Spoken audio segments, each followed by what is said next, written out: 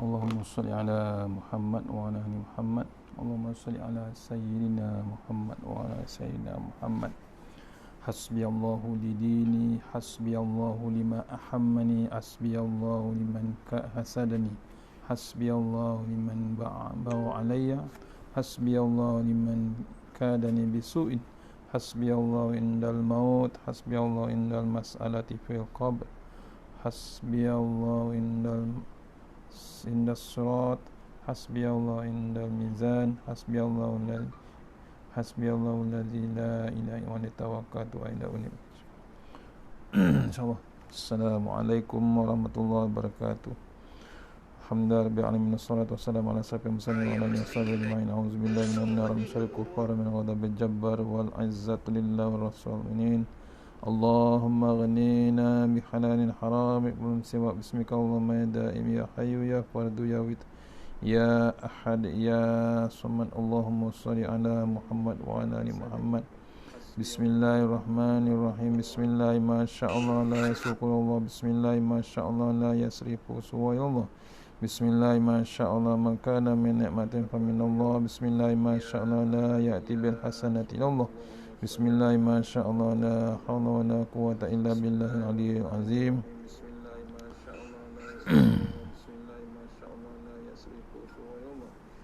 Allahumma nas'aluka bi barakati syarifah antuhumma dunya. Bismillahirrahmanirrahim. Rabbi shrah li sadri wa yassir li amri wa hlul 'uqdatam min lisani yafqahu qawli. Wa ya ibadallah ittaqullaha usikum wa iyaya taqullaha faqad fazal muttaqun. Allah ta'ala inna hikmataka wa ansur alaina min hazamitika ya arhamar rahimin. Allahumma nas'aluka bi barakati syarifah antuhumma dunya. Amin ya rabbal alamin. Insyaallah.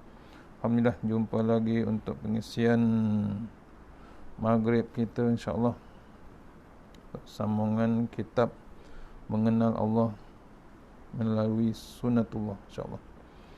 Untuk lagi berkat, kita mula dengan surah Al-Fatihah.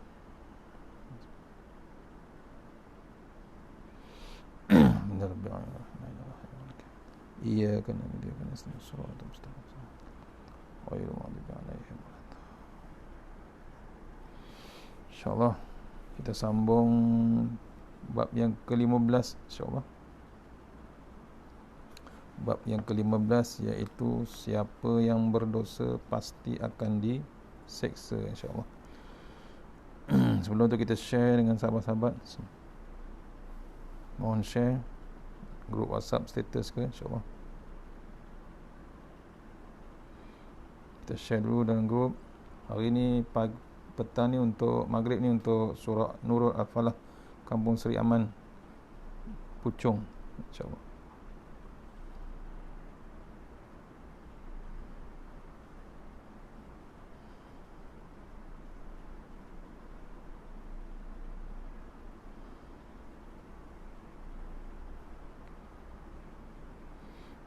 Sama-sama kita share.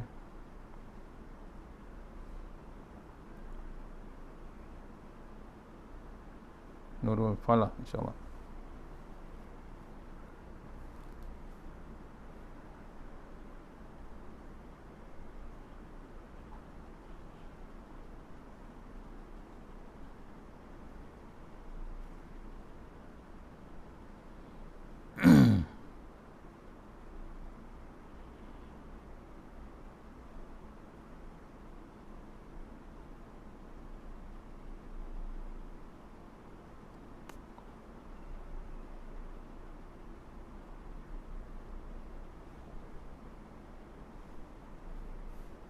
Puchong, insyaAllah.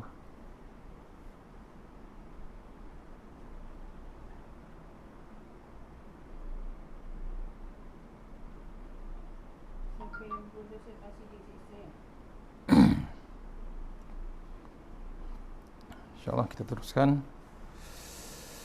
Siapa yang berdosa pasti akan diseksa ataupun diazab, insyaAllah. Muqaddimah dia, insyaAllah. Muka surat 161. Tengok sama-sama kita baca.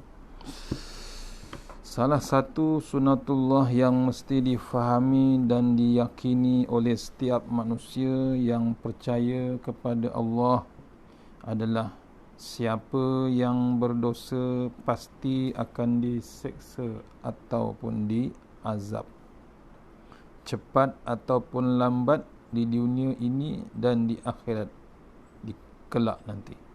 Ni ya. Saya ulang balik.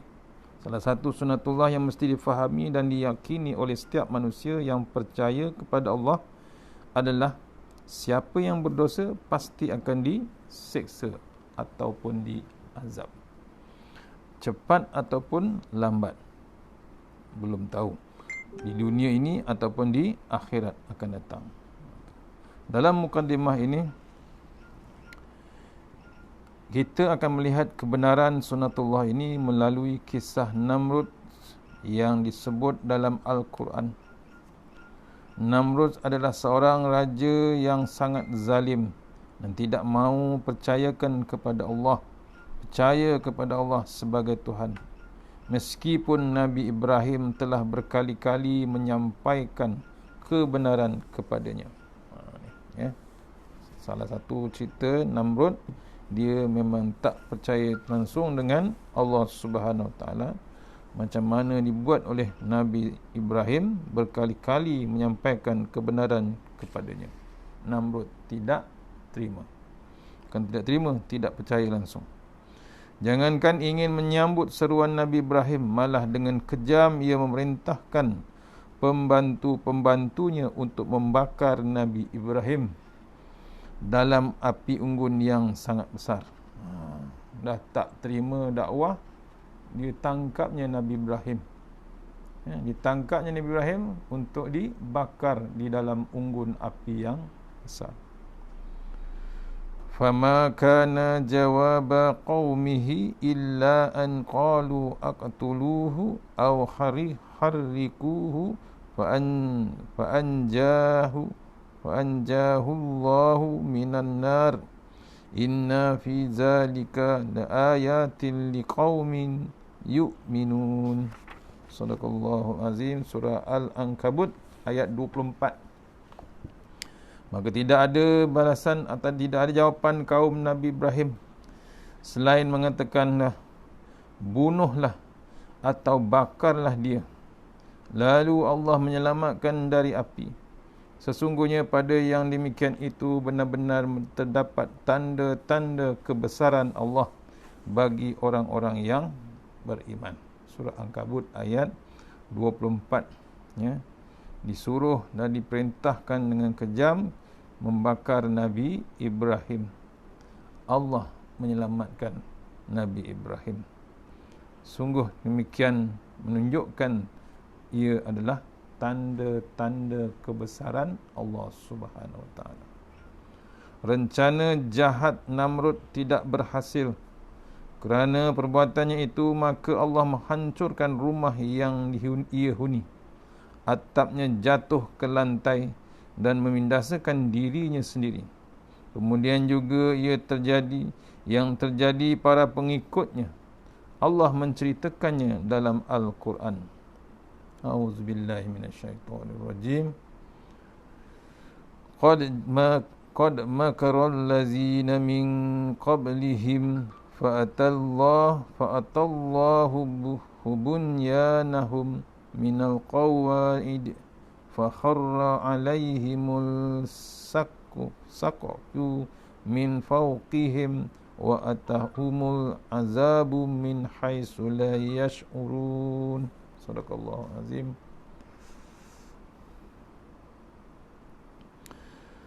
Surah An-Nahl ayat 26. Maksudnya ataupun artinya, sesungguhnya orang-orang yang sebelum mereka telah mengadakan makar, maka Allah menghancurkan rumah-rumah mereka dari fondasinya, foundationnya ataupun asasnya. Lalu atap, iaitu rumah itu, jatuh menimpa mereka dari atas, dan datanglah azab itu kepada mereka dari tempat yang tidak mereka sedari.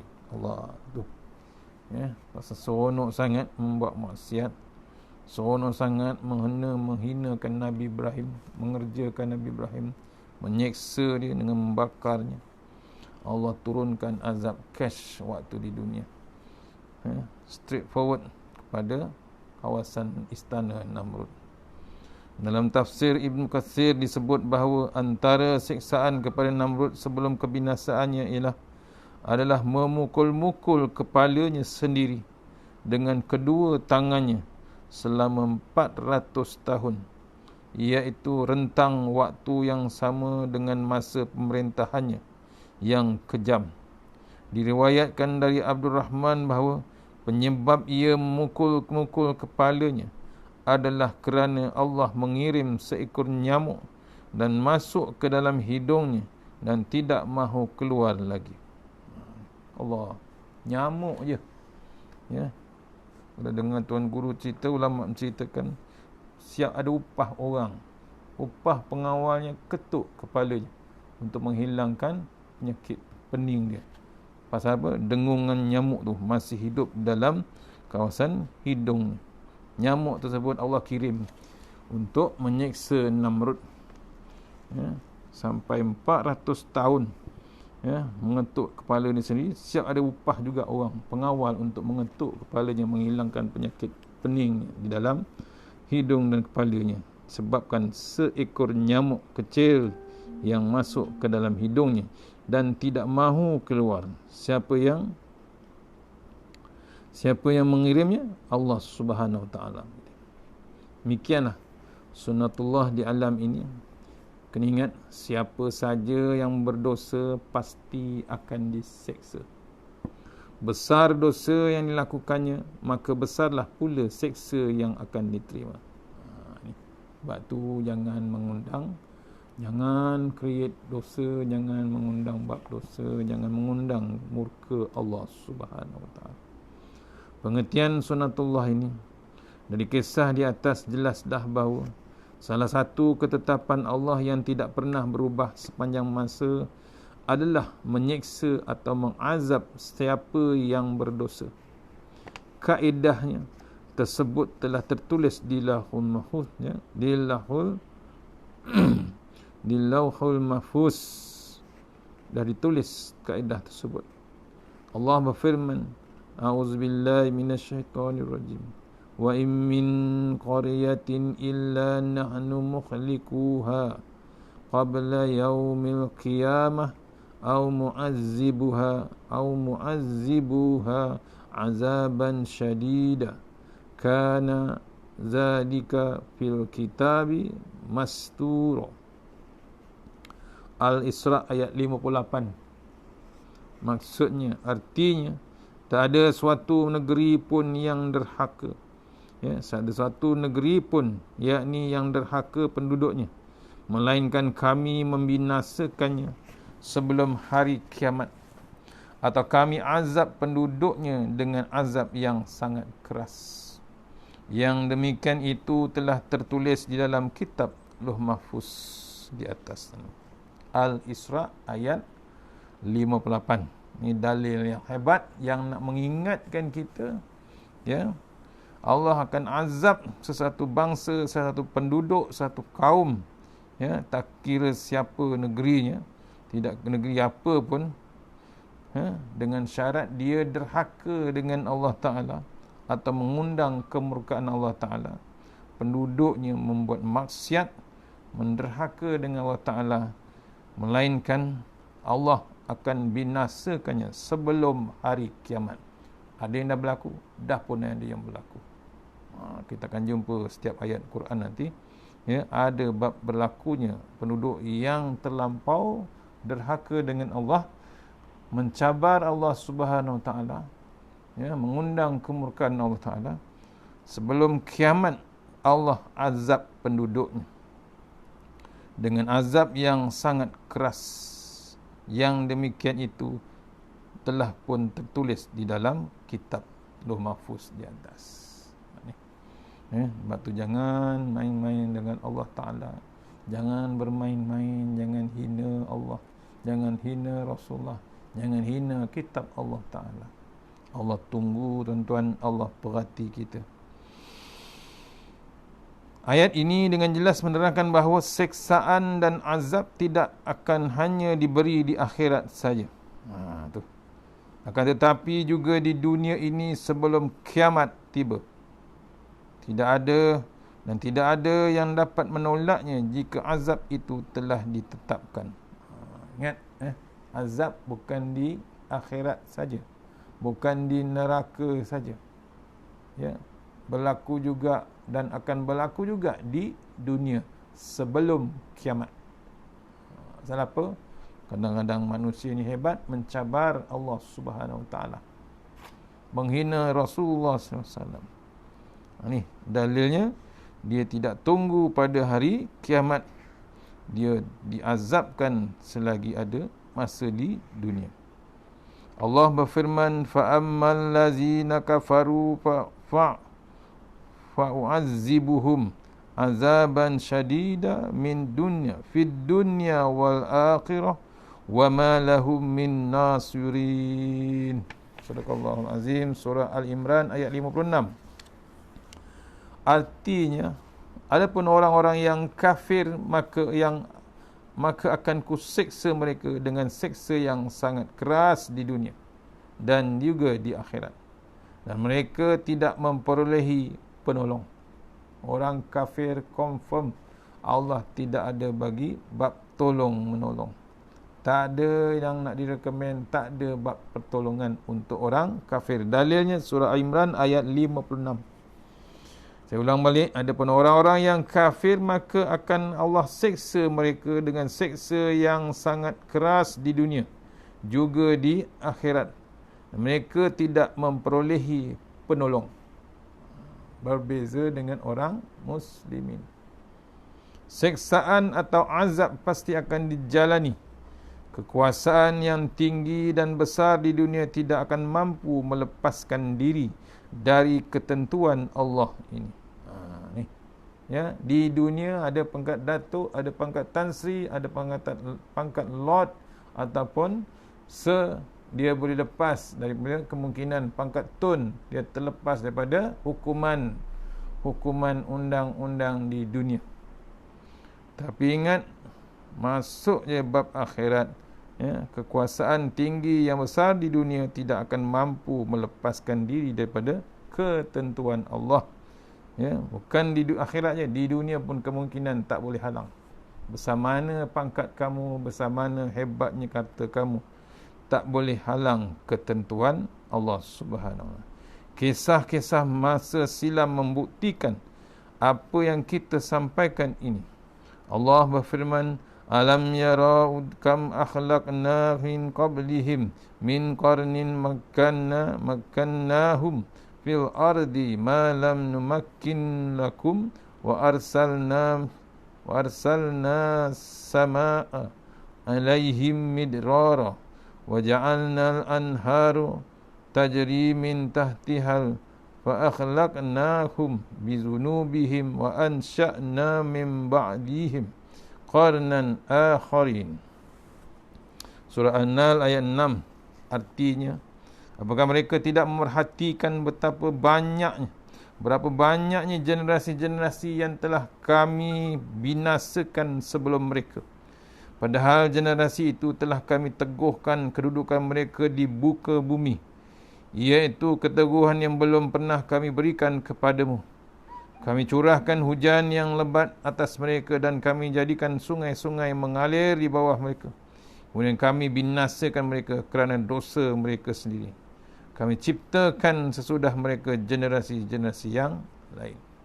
Ni dah berlaku dalam sejarah, ya, mana generasi yang dulu memang hebat dengan teknologinya, dengan kekuatannya, hebatnya, tingginya, besarnya, mewah harta pangkatnya. Tapi bila Allah murka, dia pula menderhaka dengan Allah Ta'ala. Allah binasakan semuanya sampai rata. Ni, ya, ada dalam surah An-Nahl.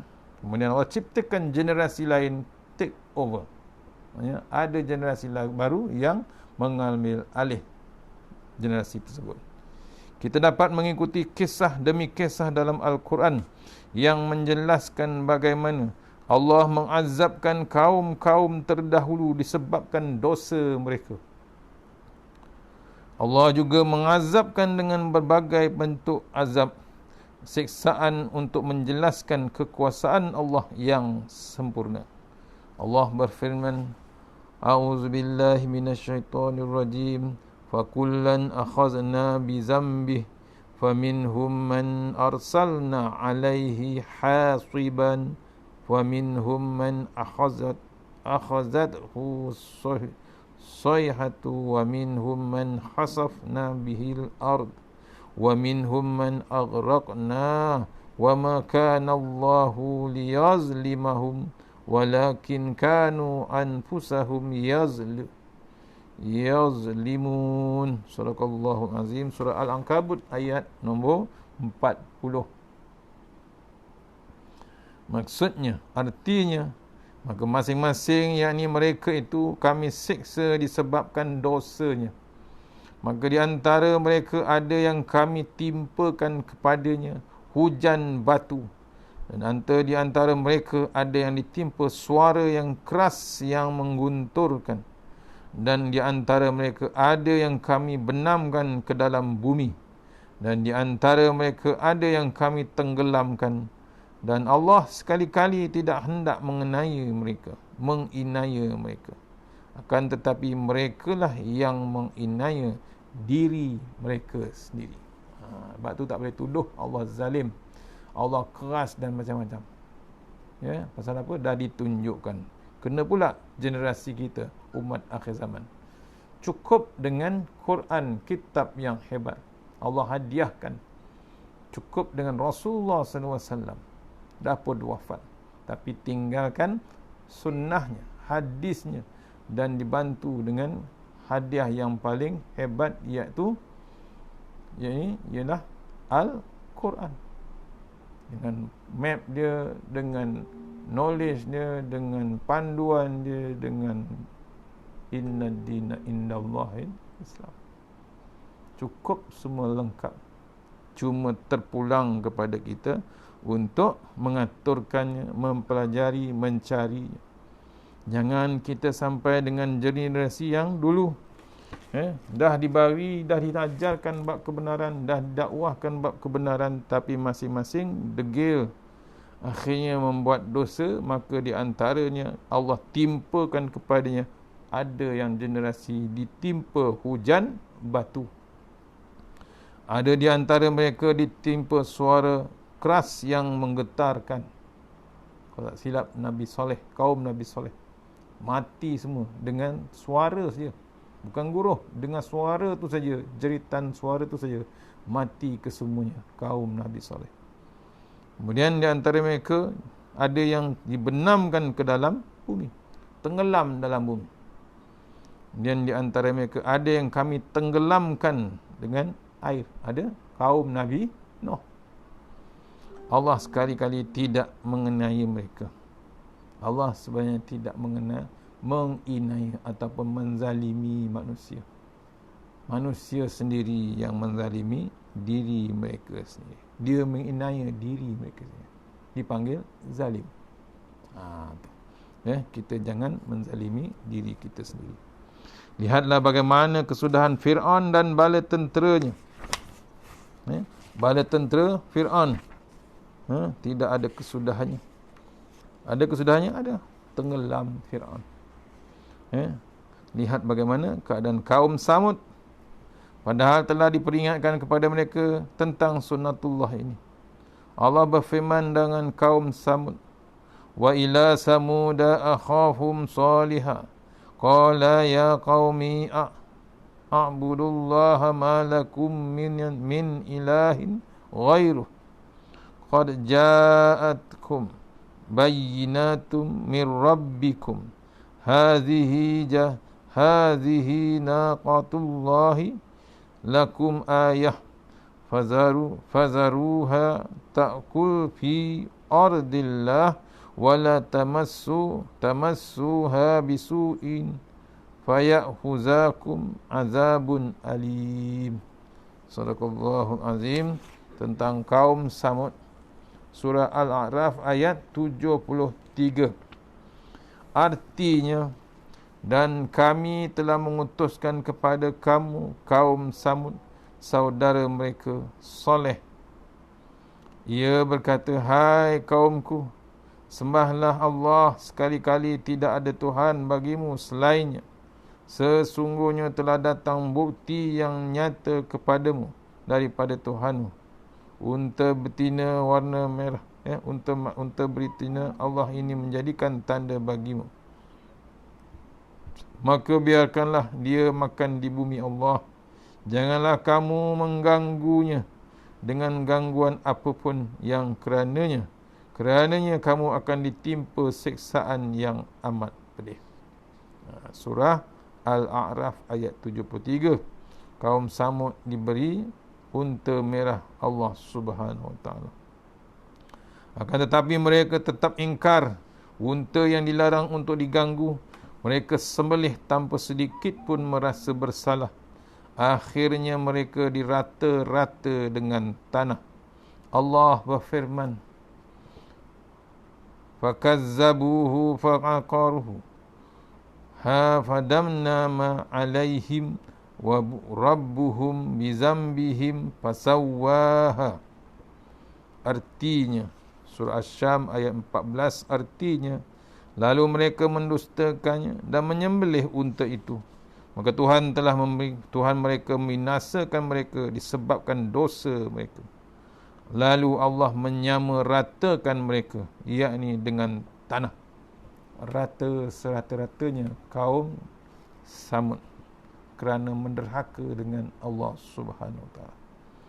Di antara perkara penting yang tidak boleh kita lupakan adalah bahawa jika ada seorang atau sekelompok orang yang berdosa tetapi belum diseksa ataupun diazab, maka jangan disangka bahawa itu atau mereka tidak akan diseksa ataupun diazab. Jangan.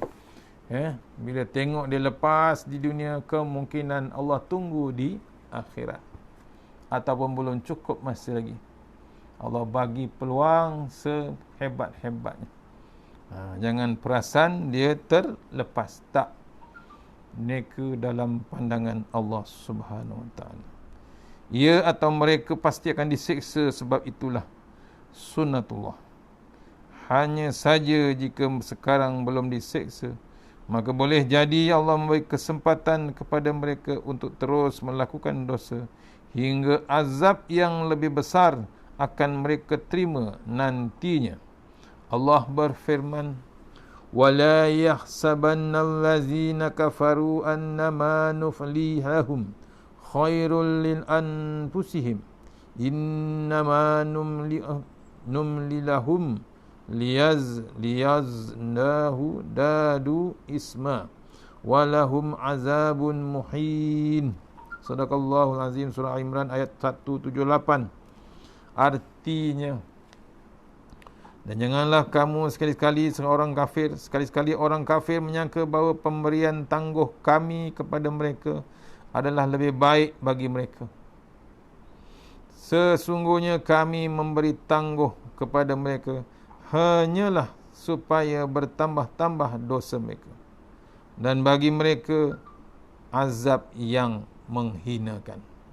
Ingat, kalau bagi lagi peluang, aku hidup lagi, tak kena sambal petir lagi, tak kena kilat lagi, Allah bagi peluang kepada tuan-tuan yang bermaksiat. Bagi tahu sahabat-sahabat yang masih lagi maksiat, jangan sombong, jangan ingkar, jangan kita perasan umur kita panjang ataupun dapat melarikan diri daripada seksa Allah. Tak, tunggu dan lihat, masanya akan tiba. Maka jangan terpedaya dengan keadaan orang yang belum diseksa.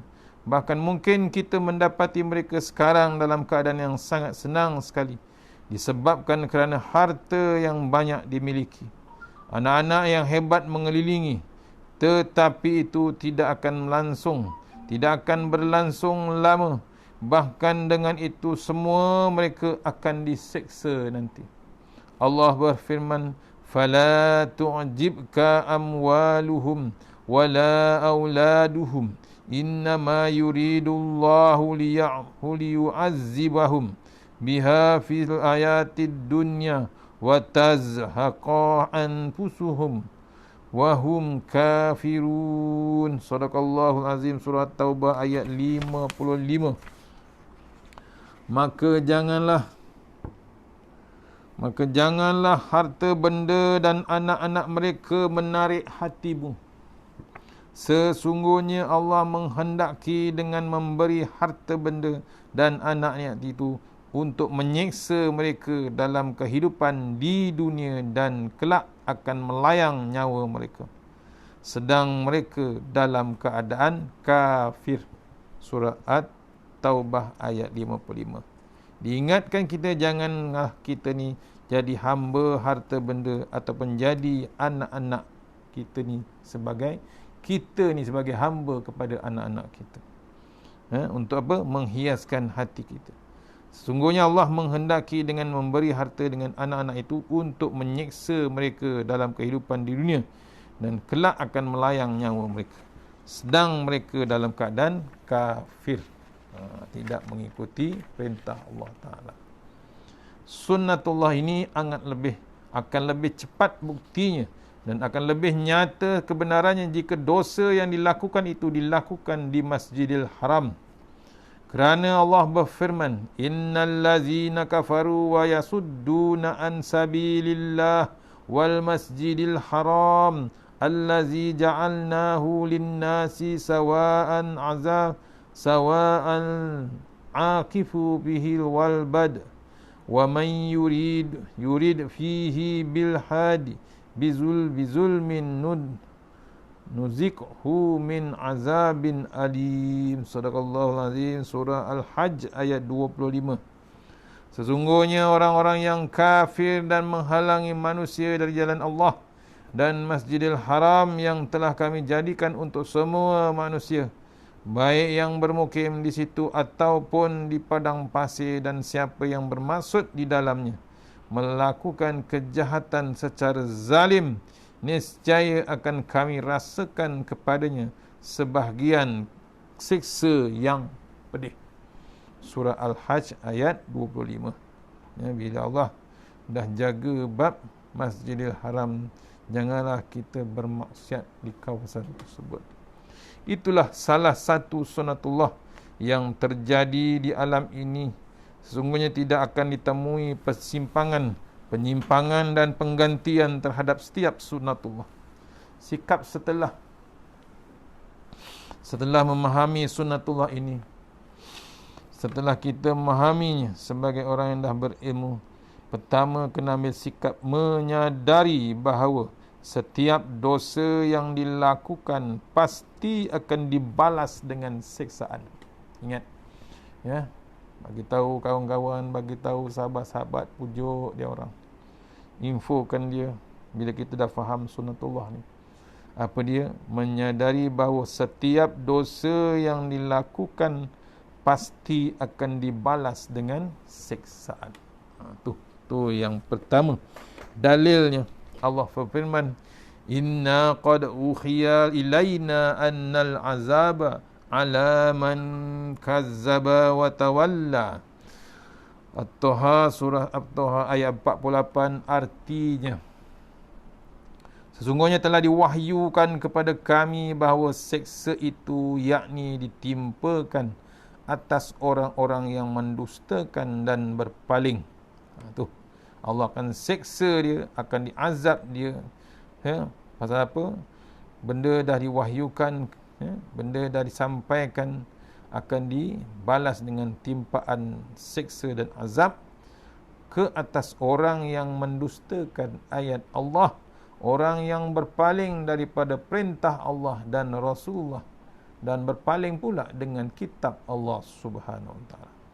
Itu yang pertama, pastikan kita menyadari bahawa setiap dosa yang dilakukan pasti akan dibalas dengan siksaan. Yang kedua, cepat ingat kepada Allah jika telah melakukan dosa dan segera bertaubat.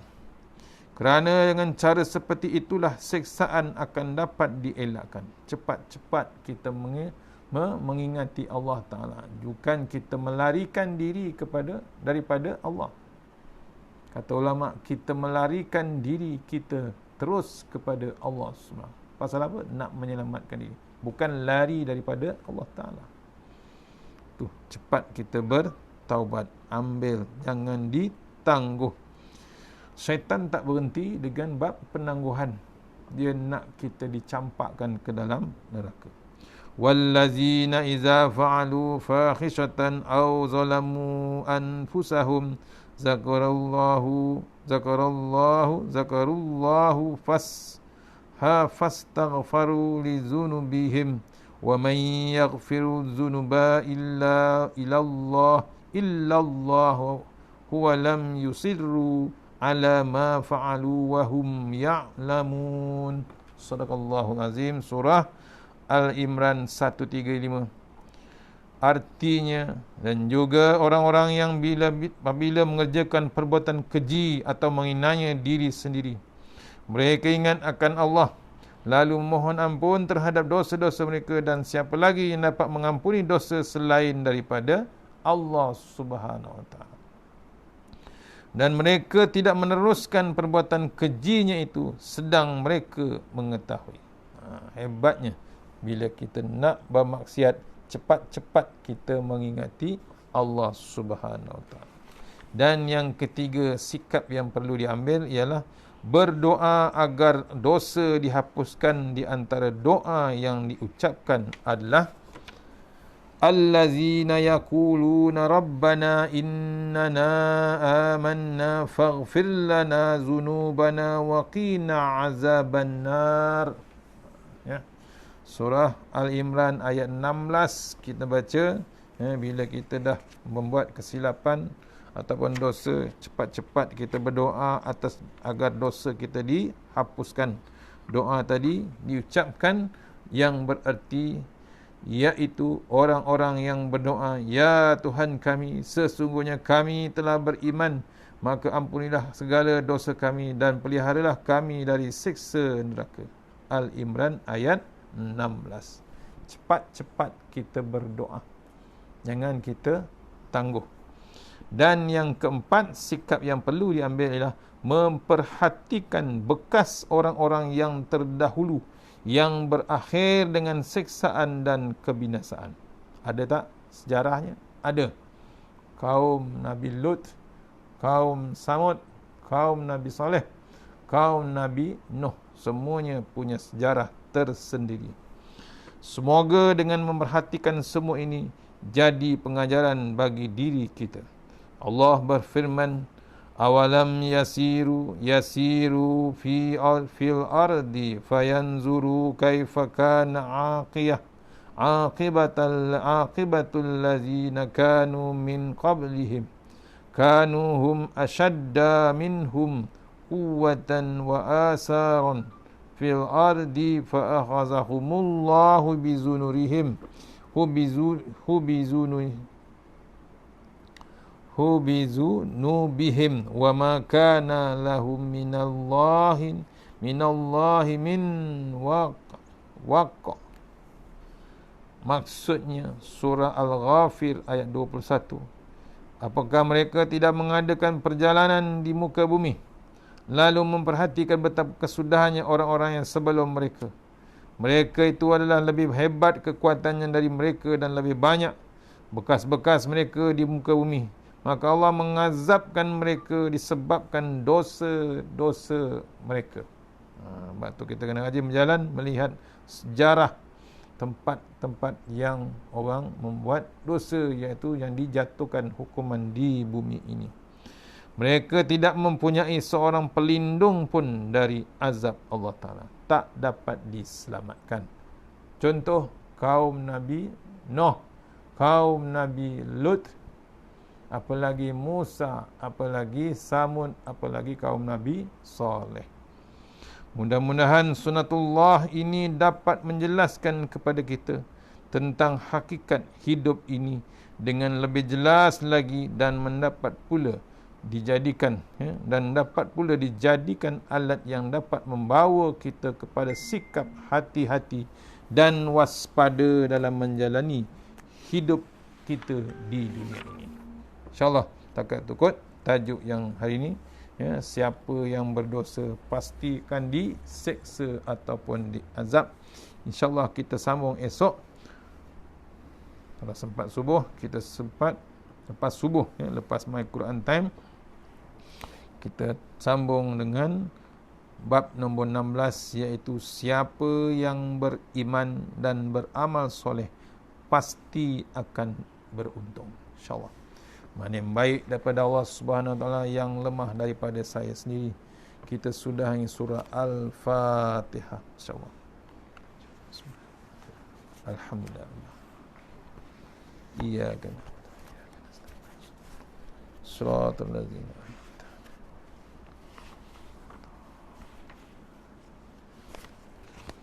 A'udzu billahi minasyaitonir rajim. Bismillahirrahmanirrahim. Allahumma tawwil a'marana wa sahih ajsadana wa nawwir qulubana wa sabbit imanana wa ahsin a'malana wa wasi' arzaqana wa ilal khairi qaribna wa anis syarri abdina waqdi hawajina fid din wa dunya wal akhirah. Ya Allah, panjangkan umur kami, sihatkan badan kami, terangkan hati kami, tetapkan iman kami, elokkan amalan kami, luaskan rezeki kami, dekatkan kami kepada kebajikan, jauhkan kami daripada kejahatan. Allahumma anta rabbi la ilaha anta khalaqtani wa ala ahdika wa wa'dika mastata'tu. A'udzubika min syarri ma sana'tu, a'udzuka bi ni'matika alayya wa abu bi dzambi faghfirli fa innahu dzunuba illa anta tahassanna biz jabar wa tasamna bi malakul allazi la yamut isrif annal bala wal waba innaka ala kulli syai'in qadir. Bismillahirrahmanirrahim. Bismillah ma sya'allah la yasuqu hayallah. Bismillah ma sya'allah la yasrifu suwa ilallah. Bismillah ma sya'allah ma kana min ni'matin faminallah. Bismillah ma sya'allah la ya'ti bil hasanati ilallah. Bismillah ma sya'allah la hawla wa la quwwata illa billahil aliyyil azim. Bismillahirrahmanirrahim. Bismillahirrahmanirrahim. A'udzu billahi minan nar min syarril kuffar min ghadabil jabbar wal izzatu lillahi wa rasulih. Allahumma ghnina bi halalin haram min siwa bismika Allahumma ya daim ya hayyu ya fardu ya witri ya ahad ya samad. Allahumma shalli ala Muhammad wa ala ali Muhammad. Subhanallah ilali dayan, subhanallah syadidil arkan, subhanama yazhabu bil laili wa ya'ti bin nahar, subhanama la yushaghilu sya'nu an sya'an, subhanallah il-hannan mannan, subhanallah musabbahi fi kulli makan. Bismillahirrahmanirrahim. Bismillahil khairil asma. Bismillahillazi la yadurru ma'asmi azza. Bismillahil kafi. Bismillahil mu'afi. Bismillahillazi la yadurru ma'asmi syai'un fil ard wa la fis sama' wa huwa samiul alim. Bismillahi ala nafsi wa dini. Bismillahi ala ahli wa mali. Bismillahi ala kulli syai'in a'tani rabbi. Allahu akbar, Allahu akbar, Allahu akbar.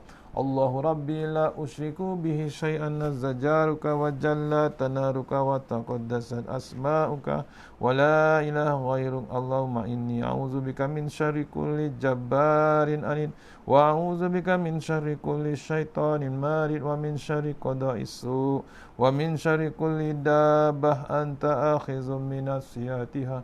Inna rabbi ala siratim mustaqim. Rabbana atina fid dunya hasanah wa fil akhirati wa qina azabannar. Wa sallallahu wasallam walhamdulillahi rabbil alamin. Assalamualaikum warahmatullahi wabarakatuh. Terima kasih surah Nurul Al-Falah memberi ruang untuk terus online. Mudah-mudahan kita berjumpa akan datang di offline, insyaAllah. Mana yang baik daripada Allah, insyaAllah.